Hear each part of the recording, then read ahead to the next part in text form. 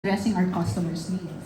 As the world's top PC maker, we will continue to build on our reputation as the leading technology leader with our mark of excellence and durability powered by the latest Intel technology. So, as you know, the Kaby Lake processors are also installed in all our machines from PCs, workstations, and tablets. So I will not preempt the presentation this afternoon. So sit back and I hope you enjoy what we have in store for you today. Thank you. Thank you very much, Miss Anna. And now everyone, this is the moment we are all excited about. It is time to introduce to you the master of mysticism. He's capable of reshaping your reality and taking your realm of unlimited possibilities. He is the Sorcerer Supreme, and he is here to talk about the much-awaited Lenovo products with the new Intel processor, Kaby Lake. Ladies and gentlemen, join me in welcoming Lenovo Philippines 4P Manager, Mrs. Frances Hudan, aka Dr. Strange.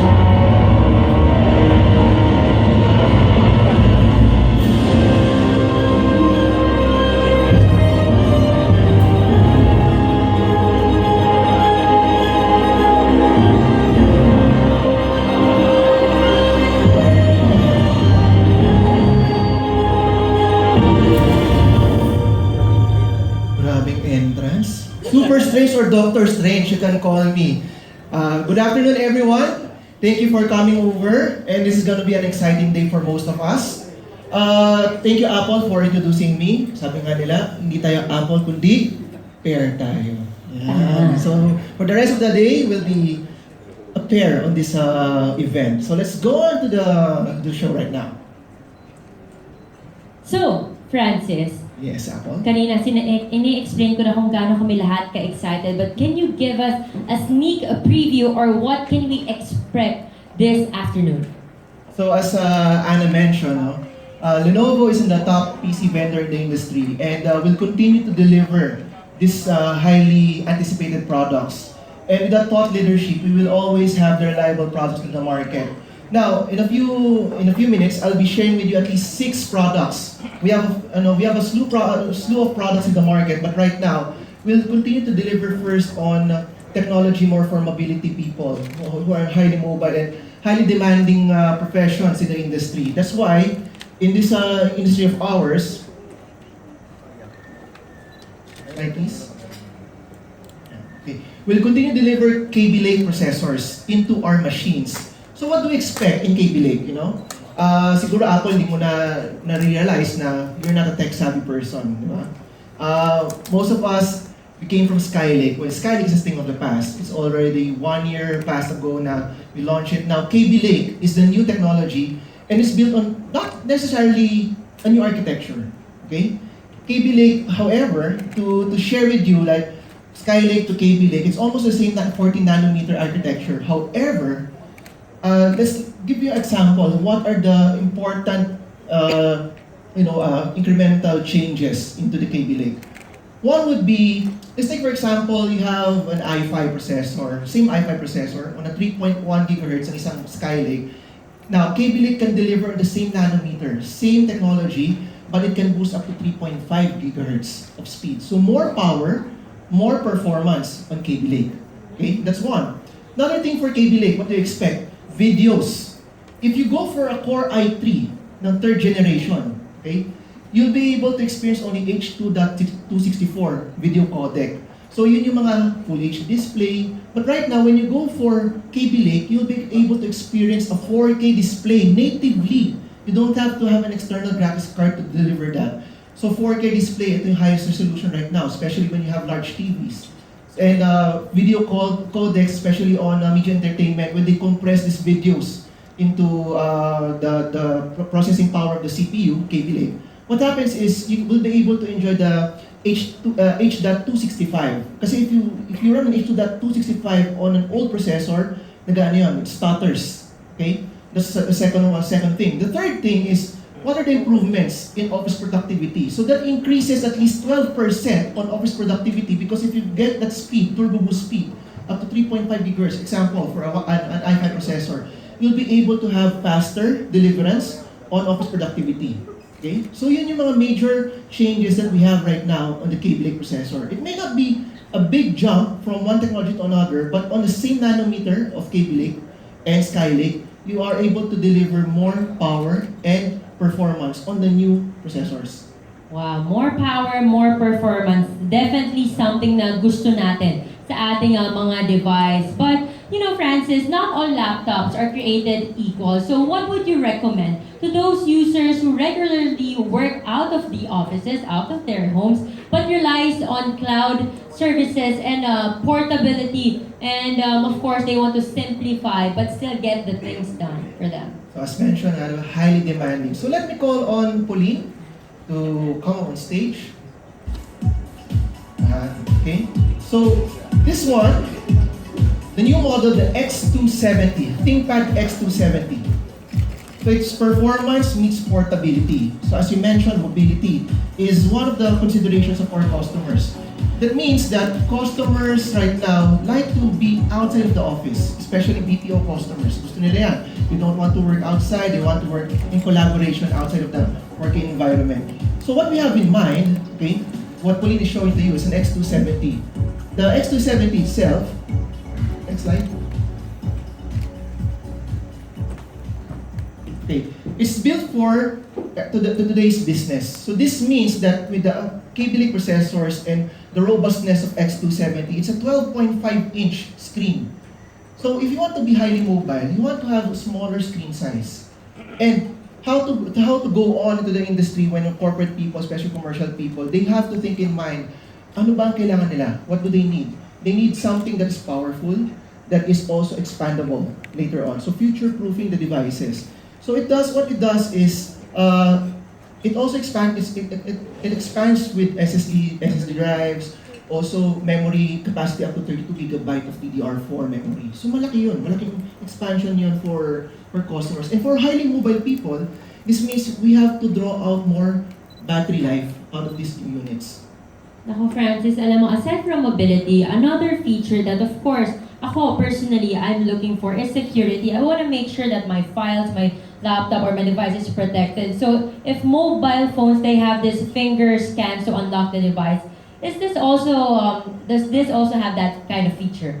So to cite a sample, mobility, some of our customers like to have security. So when you go from one location to another, okay, like I have an office here and I go to another office, I have the same office, satellite office, I have to be wireless. At the same time, I have also to be secure. So this means that my laptop, my X270, I can dock it on a WiGig dock.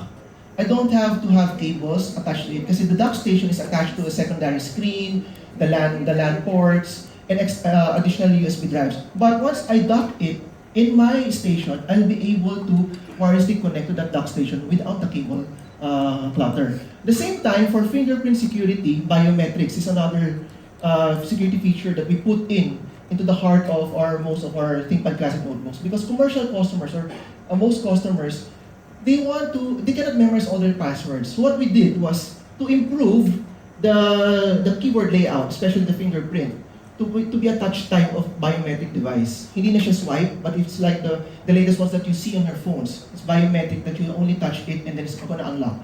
So you can forget all of your passwords, but at the same time, the Trusted Platform module on the X270 will memorize those features. So hindi mo na kailangan memorize if you're going for the intranet, Facebook passwords, you change passwords every once in a while. And in fact, with the Windows environment, Windows Hello, it's easier to have a seamless security feature on these notebooks. So I see that security is not a problem with this X720. But another thing, Francis, aside from this, we work long hours with our laptop, with our devices, the battery life. How is this above the competitors? Now, what's very fantastic with the X270, and this is not just a new thing of what we did, because we launched this during the X260 and X250, the previous generations. We already have the power bridge. For probably some of you who don't know, don't know, Power Bridge technology is something that you can swap a battery. So there's an internal battery here on the front side, a 3-cell battery. At the same time, at the back, you have another 3-cell battery. So what's the advantage of that? If somebody else, like he owns another laptop, a previous generation of X250 or X260, I can hot swap the battery without plugging in. Kung ano naman ang battery, I change that battery, swap ko sa kanya. But I still keep an internal battery, can last me up to 4 hours. But at the same time, if I want to extend up to 21 hours of productivity, I can do that by not powering down my system, hot swap another 6-cell battery at the back, then I have 21 hours. So these are very, very reliable products for highly mobile people when they go off work, when they go to Singapore, fly out into Cebu, and they can find a plug. Kasi sometimes when you go to coffee shops, wala nang mga plug sections, or when you go to the airport, very limited ang mga plugging stations. So this is the very good capability of the X270 that you can cross-platform the batteries from one notebook to another. Now, with that being said, I can say that this X270 is definitely light, portable, and it performs really well. But now, will there be any Lenovo products naman that can keep up with the on-the-go users? Well, since you mentioned about on-the-go, like I'm a person that is always on-the-go. Anna knows this, that sometimes she only sees me in the office every Monday. I have a lot of meetings. So I'll call on our brand ambassador, Kiara, to showcase to you the new T470.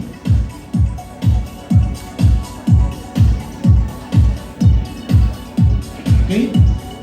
So with the T470 is actually the big brother of the X270. So X270 was a 12.5 inch. The T470 is a 14-inch workhorse notebook. Okay? So both platforms, X270, T470, belong to the ThinkPad Classic line. And what majority of the customers are using these notebooks for robustness, for durability. So that's why in Lenovo, these units undergo at least 200 types of testing, 200 tests before we launch it out in the market. So robust test, drop test, hinge test, and then electrostatic test, and high humidity, low humidity test, so that it can survive any type of environment. So even if it's a dusty environment, or you are only plugged into your workstation, you'll be able to enjoy the capability, the power, or the robustness of the T470. It's also very flexible. Very flexible. Whatever environment. And right now, alam niyo madalas naririnig natin yung term na SSD. Francis, what does this mean? And does Lenovo have this kind of technology? So SSD is something like, when you go back 2 years ago, or probably 3 years ago, it's something that SSD is a new thing. SSD is like, I cannot afford it.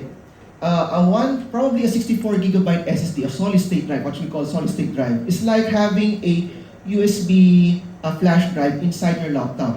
So the advantage of SSD for most users would be increased performance. And the good thing about T470s, it comes with a 1 terabyte hard drive, so SATA hard drive. But if you can swap it with an SSD solid state hard drive, you can also have a 1 terabyte of solid state hard drive. So fast forward in 2017. 3 years ago, it's very expensive. Wala pang 1 terabyte na SSD. Now we can incorporate already a 1 terabyte SSD into the T470 at almost half the price of what we used to know a few years back. So this is becoming more of a commodity. Sabi nga nila, mawawala na ba ang spinning hard drives? Probably not yet now. Probably expect it in 2 years time, probably, or 4 years time. It's gonna be the main line of storage devices in most of our premium notebooks, solid state drives. And then, if the X270, sabi mo kanina, meron yung security feature, ito bang T470 also has the same? Well, as I've said, smaller brother, bigger brother, T470. The good thing about the T470, it has dual tracking cameras at the top side. So even if you don't want your fingerprint to log in as biometrics, no, you can have dual authentication, meaning facial tracking, you just smile with the under Windows hello, and then it will automatically detect your face as a recognition. We used to have very face technology in our pads, but right now, because this is already incorporated into the Windows Pro environment, we are able to do this, the Windows Hello, with face tracking and also fingerprint security. Now, since you mentioned about security, one of the major concerns of our customers, what if the notebook is stolen? Okay? Hard drive can be also stolen. Data can be stolen. So what can happen is that hard drive can be transferred to another unit to unlock all those sensitive information. So with the T470, once you authenticate it with the Trusted Platform module, ang nangyayari is you cannot decrypt that hard drive with another device. So it's very secure. These T470, X270 are very secure once you have authentication, personal authentication that is built by the IT administrators into the system unit. Wow, so 2 amazing upgrades for Lenovo so far, and are you excited to learn more? Yes, no? Very concentrated sila. Concentrated sila. O sige. Now the question is there also a Lenovo device that supports the latest USB Type-C port? Okay, since you mentioned about Type-C, no? Type-C is a new technology that we put in, majority in the industry right now. If you come up with new phones, okay, new phones right now, the Type-C is like a reversible USB 3.0 that you can charge it, hindi mo kailangan baliktarin yung charging port mo, or you have the correct angle. Because the Type-C is a very small port. It's like a lightning port, but it accepts previous generation of USB, like USB 3.0, USB 2.0.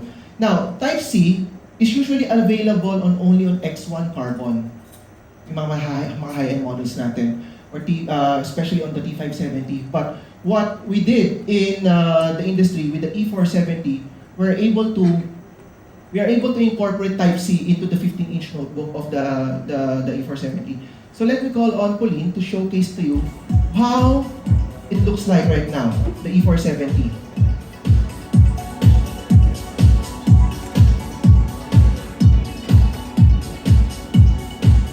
So Type-C performance means faster transfer rates.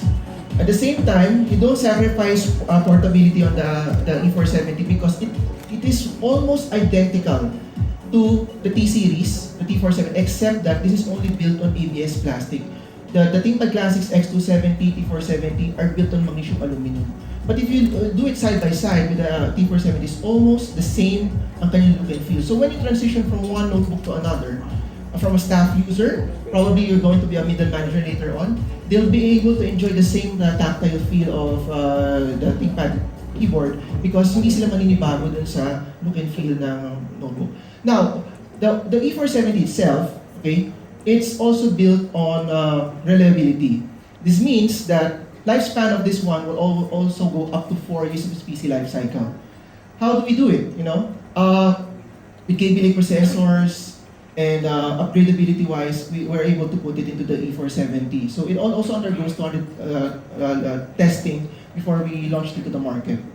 Now, if the X270, sabi nga natin, is recommended to those people who are looking for mobility and portability, and almost the same with T470, only added na it's very flexible in different environment. Ito namang E470, in what kind of a user is it recommended to? Okay, for these types of users, mostly middle managers would prefer the Thinkpad Classics a while ago. The E470 is more for mainstream users, but what if I demand more for graphics? I'm a graphics artist, or probably I want to do design, but I cannot afford a high-end model. Now, something that is on the SMBs, a small medium business mainstream users, we still continue the 7th generation of the Edge model, which we launched almost probably around, if I recall, 7 years ago, yun the first E410. Now we continue to live on and deliver amazing products on the E470. So we deliver at least up to 2 gigabytes of GeForce NVIDIA card onto the E470 to deliver more graphics prowess onto this one. But we don't sacrifice the quality, even if it's under ABS plastic. The unit itself can also tilt the angle up to 180 degrees so that LCD hinges are also as sturdy as what we have on the high-end models. But the price points, okay, from an X270 at a price point of 82,000, this is around 37,000 pesos. yung price point niya, almost half the price. But you enjoy the ThinkPad look and feel on the E470, but with additional features like GeForce graphics prowess on these units. Wow. But Francis, when it comes naman to expansion and the upgradability of this particular laptop, what can you say about it? So, like for laptops, unlike desktops, desktop PCs are highly customizable. You can put additional hard drives, you can put additional memory. Tendency for these units, why would you upgrade a graphics card kung meron na siyang built-in graphics card? So for the E470, the next best thing for upgradability is, what if I put additional hard drive? I enjoy right now a 1 terabyte hard drive, but later I want an SSD. Okay, so dual hard drive. This is capable of having dual hard drive, this particular series. So for future proofing, probably a year from now, users will demand more storage or performance. So with SSD as the main driver for applications and operating system, it delivers at least 30% performance better than a traditional hard drive. But what you can do is the main hard drive, which is the 1 terabyte, you can use it for storage later on. And then this is also capable to be expanded up to 32 gigabyte of DDR4 memory.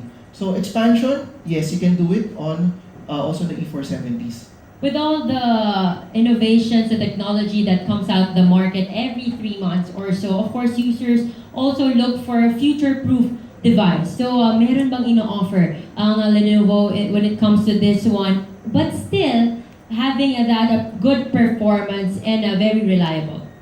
So this one, okay, let me call on Pauline again. This is the latest V310. It may not be a ThinkPad line, so it's just priced at around a little lower, probably 3,000 pesos lower than the E470. However, with the thought in mind, the thought leadership in Lenovo, we incorporate several features of the ThinkPad into this. It may not have a crack point, okay? So future-proofing ang sinasabi mo. So what do you expect? The V310, it's an iteration or probably an upgrade from the B series of before. So what happens now with the V310 is we have anti-glare technology on the screen, so you can use it on very brightly lit rooms. At the same time, you'll be able to see vividly on the screen what happens. It also has NVIDIA graphics card or Radeon graphics card onto it. At the same time, it can lay flat 180-degree angle. So why is it priced at a lower than ThinkPads? Because this comes with 1-year warranty. At the same time, you can also upgrade it to 3 years warranty. So para to sa mga customers who are staff users who want to have something in the commercial line, they don't want an IdeaPad, which is more built for a consumer segment, for gaming or for student users. But with the Windows Pro environment, you will be able to enjoy, or users will be able to be more productive on the V310s, especially on an entry-level price point. For a user who is looking for a balance of performance and future-proof value, what does this V310 offer? So this V310 offers, although it may not be expanded to 32 gigabyte of memory, it can be expanded to 16 gigabyte. So right now, the standard that we put into our notebooks are already 8 gigabyte of memory. That's a standard, pretty much a standard right now. Few years back, it was 4 gigabyte. So with the high demand of operating system and applications, web applications, especially SAP systems, we ensure that we put in already 8 gigabyte of memory. Then later on, if they want to upgrade it to maximize the capacity of the V310, we'll be able to upgrade it up to 16 gigabyte. Well, I think it's pretty much more like, medyo pitch end na or high end na pag sinabi mo ng 16 gigabyte. More so if you do for 32 gigabyte on the ThinkPad Classics. You mentioned na kanina when you discussed the security when it comes sa concern natin sa battery life. Na I guess lahat naman tayo dito, gusto natin tumatagal yung baterya ng ating laptops. Do you agree? Yes. You don't want a 2-hour battery because that's your most expensive paperweight on your desk if it only lasts 1 hour, di ba? Correct. But how does this V310 compare to the other Lenovo products that you already discussed? Okay. The thing with V310, if you compare it with the E470, E470 will last you up to 8 hours of PC life cycle. And the 8-hour life is built on lithium polymer. Okay? Lithium polymer. So lithium polymer used to be a technology only on the yoga system or the X1 carbon. What I've been mentioning during our media events and also product launches in the past is most technology in the high-end models will be trickled down into the mainstream models. For the V310 to enjoy expansion or battery life, the latest one would be, most of you, may I ask, do you still use your DVD drives? Huh? No nga, di ba? No. So the V310, natawa nga si Sir, di ba? So the V310 is capable to have dual slots. So if you still use your DVD drive, you can slot it in onto the V310. However, if you want to enjoy extended battery up to 12 hours, you can take it out, hot swap the DVD drive with an external hard drive, an external battery. So meron ka ng dual battery. So something that you can enjoy only on a ThinkPad Classic, right? But this time, on an entry level, you already have a V310 that is capable to have 12-hour battery with dual battery solution. So expansion-wise, yes, you can have DVD. You can also have a secondary hard drive if you want on a tray of a DVD drive. And then you can also have a second battery on the V310. Wow, I think mas marami ka talagang magagawa. A lot of things to explore. Ngayon naman, what will be your recommendation para naman sa mga users who wants a higher core count and a memory capacity but still affordable compared to other entry-level workstations in the market? So I guess I won't call Kiara to be on the stage because I think it's pretty much heavy, you know, the P410. Unless you can carry it, no? Kaya mo ba? No. So the P410 is on Kiara's side. This is the workstation model, okay, of Lenovo. So sabi nga ni Apple, core count. When you say core count, you demand more. You demand more power. You demand more performance, which is something that you can only tweak on so much on a notebook, or you can tweak only so much on a desktop PC.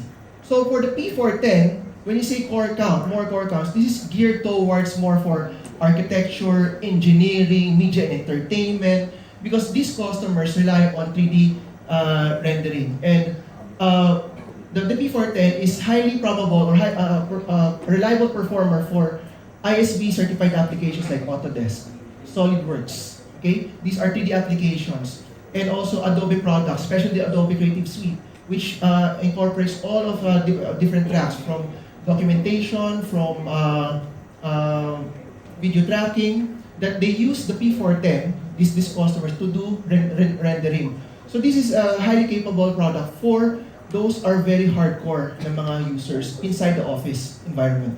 Speaking of hardcore, we also want the hardcore storage and power. So this P410, what does it have to offer? Okay, something that you don't see on a regular desktop. Kasi sabi nila, I can render a desktop. My brother-in-law is actually in the animation studio. They use i7 processors. They also use NVIDIA graphics card. However, i7 only have a certain capacity of 8 cores. But if you use a server class processor, which is called Xeon, server class yan, but you put it on a desktop form factor like the P410, you'll be able to stretch the capacity or the power of the Xeon, and at the same time we incorporate the NVIDIA graphics card to do the rendering, parallel rendering. It cuts down at least half of the time on their rendering, especially when they go out on the fly, kailangan nila i-present kinabukasan yung mga 3D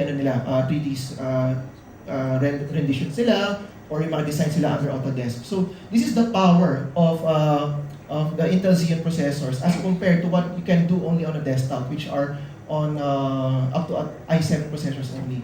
Ang dami na nating narinig na bagong mga laptops and workstation from Lenovo. Now, the bigger question, or a big question as well, is that is this a new Core i7 technology also available sa tablet?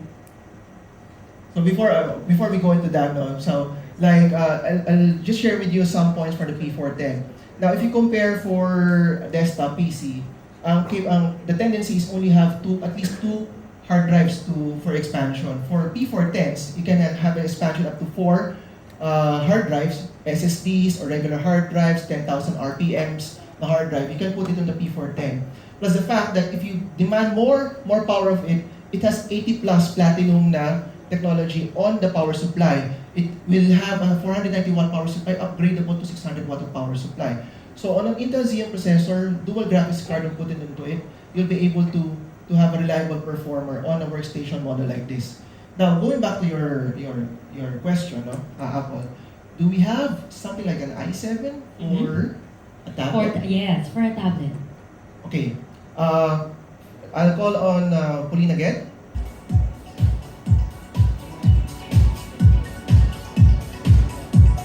This is a quick sneak peek of what we have. It's what we call Lenovo Mix 510. Okay.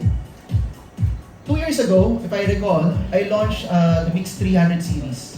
And it used to have only what you call a Core M processor.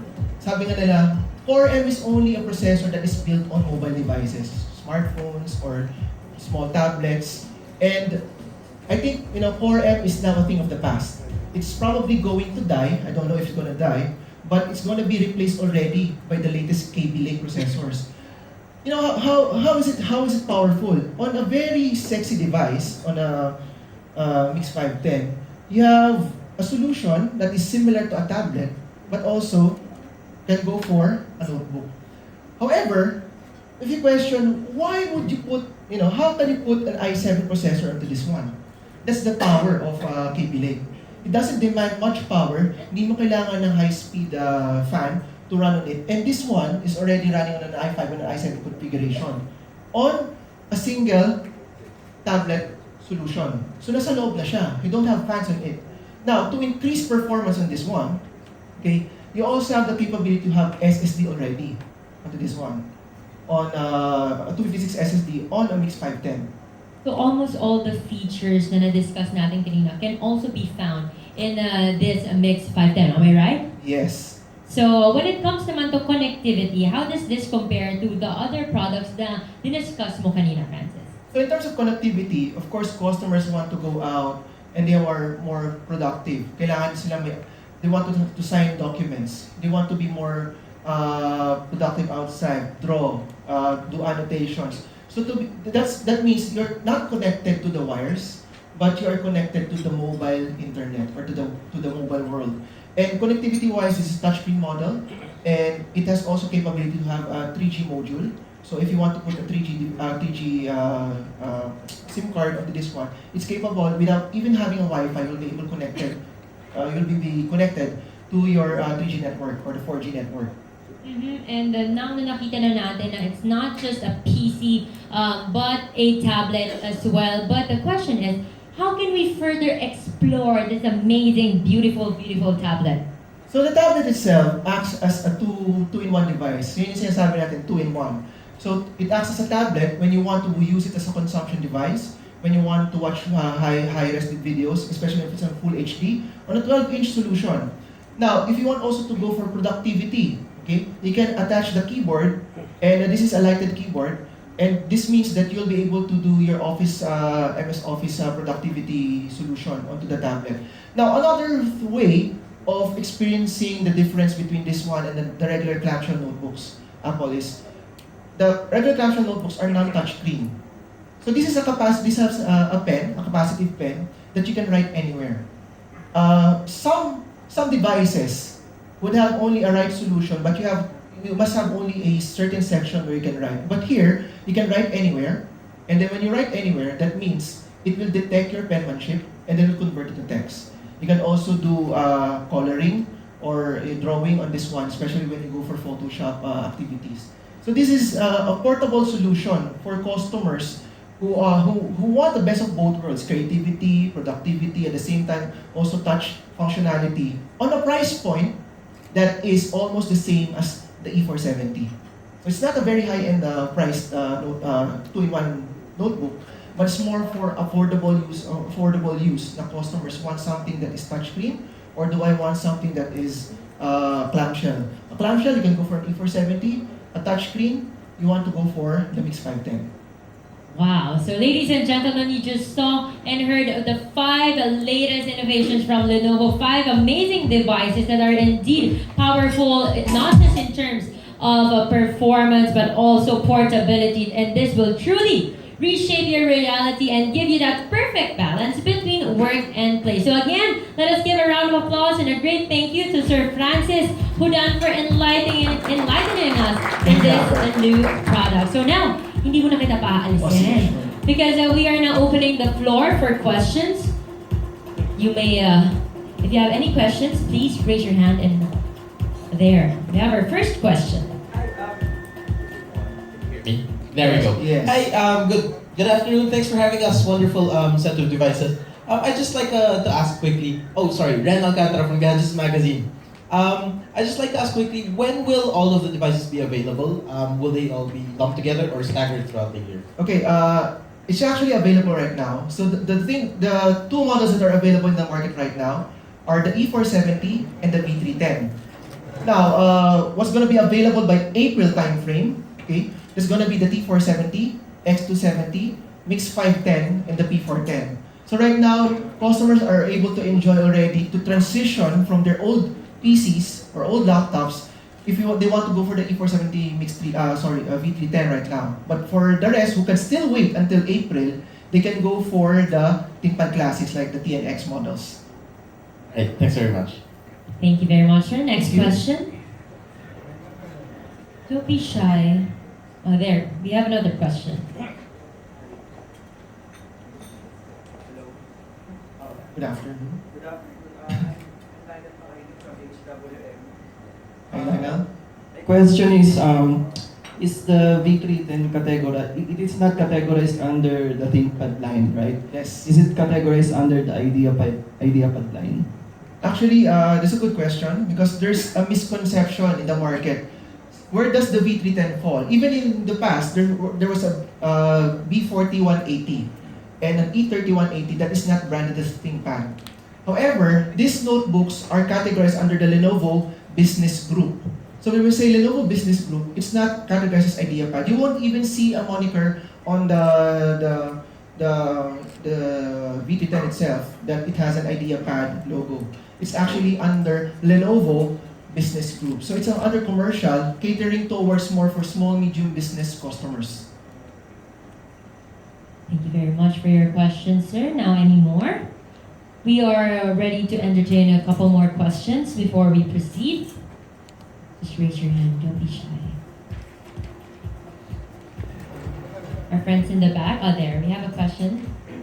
I'm Raquel from PBI. Hi, Raquel. Tanong ko lang, what's the difference between GP10 and ThinkPad E470? Do they target the same market? Okay, actually they do target the same market. They do target small, medium business customers. The difference between the two of them is the warranty coverage. So V310, it may not have the track point, but it covers only 1-year warranty. So the ThinkPad line, because it lives on the brand itself, the ThinkPad, which is a very formidable brand in the market. So most customers na in the small medium business who are transitioning to enterprise, they can still use the what you call the E470. Yun ang target segment niya.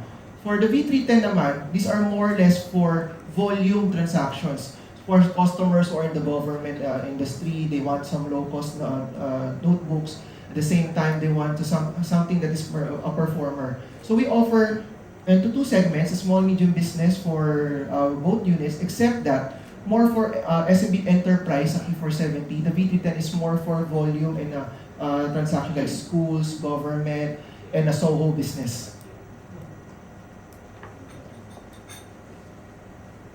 Did I answer the question? Thank you. Ayan. Next question. Do you have any more? Yes, sir, Yes, sir. Ted.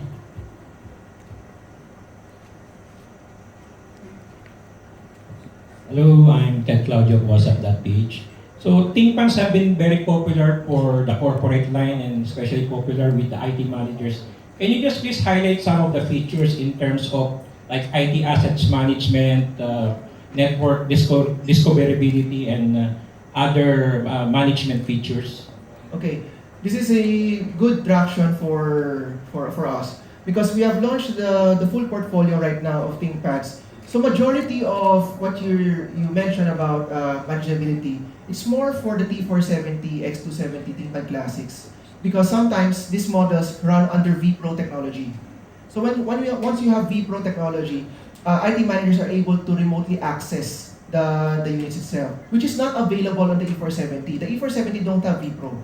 So what resides on manageability and enterprise solutions or enterprise management is more on the ThinkPad classics like ThinkPad T470, X270, X1 Carbon, and so and so. So yung mga high-end models. And for manageability, most of our global customers, especially like IBM and other big customers, are investing more on X270 and T470 right now, rather than having the SMB line of notebooks, which are the Edge series models. Thank you, Sir Ted. Any more questions? Yes, Sir Cap. Hi, Cap Aguila from Philippine Star and Carmody Magazine. Are you planning to launch more Kaby Lake driven devices in the near future? There's also word that Canon Lake, expected successor, will also be launched second half of the year. Can you divulge any developments in that regard? Okay, since you asked this question, like right now, what we've launched right now is only on the notebook side. You'll experience another phase of launch of Kaby Lake, which are on the desktop PC models, AIOs all-in-ones, ThinkCenter Tiny, and other desktop PCs that are transitioning from Skylake by next quarter. So that's the transition plan for Kaby Lake. Yes, Canon Lake is around the corner. It will be around probably third quarter or fourth quarter of this year, because technically, Intel, when they launch new types of processors, it's always a 1-year time frame. And when we launch the Canon Lake, it will always be, palagi mauuna, the consumer model, which is like the IdeaPads. And in the commercial line, the first ones to experience the latest technology, or the 8th generation, probably Canon Lake, will be on the X1 Carbon. So you'll expect that the lifespan of these products will be in the next 1 year ulit. So probably we'll experience the X280 or T480 by the year of 2018 at the same time frame, under either March or April time frame, ang next launch nung latest products natin for Canon Lake on the notebooks. Thank you, Sir Kat.